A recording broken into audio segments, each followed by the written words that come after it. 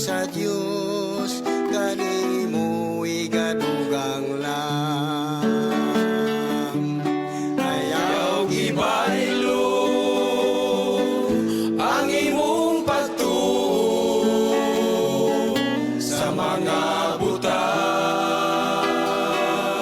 ning kalibutan, bisan sa salapi ni bulawan,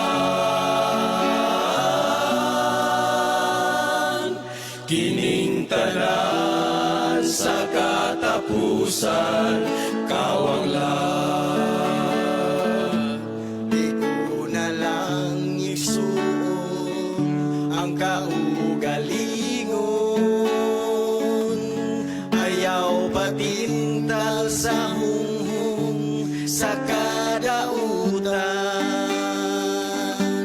pagampulang kanunay sa manlalaban, kaysa Ginoo dili ka pagbiyaan. Ayaw gibaylo ang imong pagtuo sa mga butang ning kalibutan, bisan sa salapi ni bulawan, kining tanan sa katapusan kawang lang. Padayon lang igsoon sa pag-alaga, kayang Diyos kanimo may pagtagan. Subaya lang ang sigpit niya dalan, kay si Jesus naghulat sa ganghan. Ayaw gibaylo ang imong pagtuo sa mga butang ning kalibutan, bisan sa salapi ni bulawan, kining tanan sa katapusan kawang lang. Ayaw gibaylo ang imong pagtuo sa mga butang ning kalibutan, bisan sa salapi ni bulawan, kining tanan sa katapusan kawang lang. Kining tanan sa katapusan kawang lang. Kining tanan sa katapusan kawang lang. Kawang lang.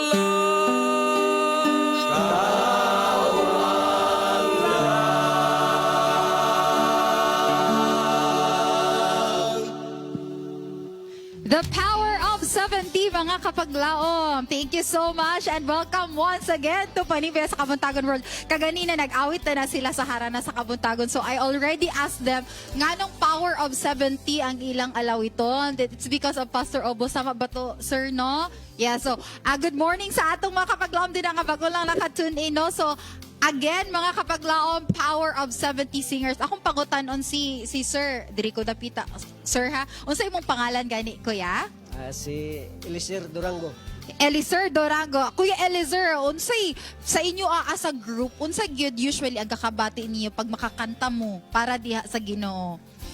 So, actually, kami, dako gyud namong kalipay nga nakahimo mi sa pag present sa mong alawiton pinaagi sa atong paggiya sa atong labaw nga mga kagagahom nga mo ang Ginoo. Yes. Are your songs, ang inyo bang mga alawiton, sir, original ni nga composition ninyong tanan?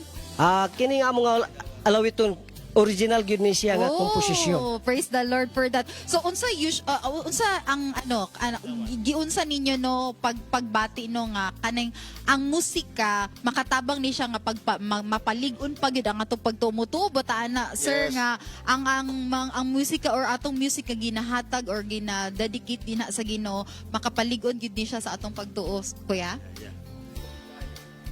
Paligong gyud kini ma'am kay naay mga katawhan nga dili madani sa Bible study, Yes. madani pinaagi sa alawiton. Alawito. Tinood na siya, no? And mga kapaglamo na siya nga, isag yun nga gigamit sa Ginoo, kuya, mga kuya, nung ang musika yun para sa sangyaw sa maayong balita. Mga kapaglawom later on, nanapod mo'y alawito niya atong idalit din na sa Ginoo. But for now, ang inyong mga comments, ang inyong mga greetings, sinaba kapaglawom ato ng tagaan o pagtagad ko ba ni Raj o ni Chelsea, diri lang sa Shout Outs.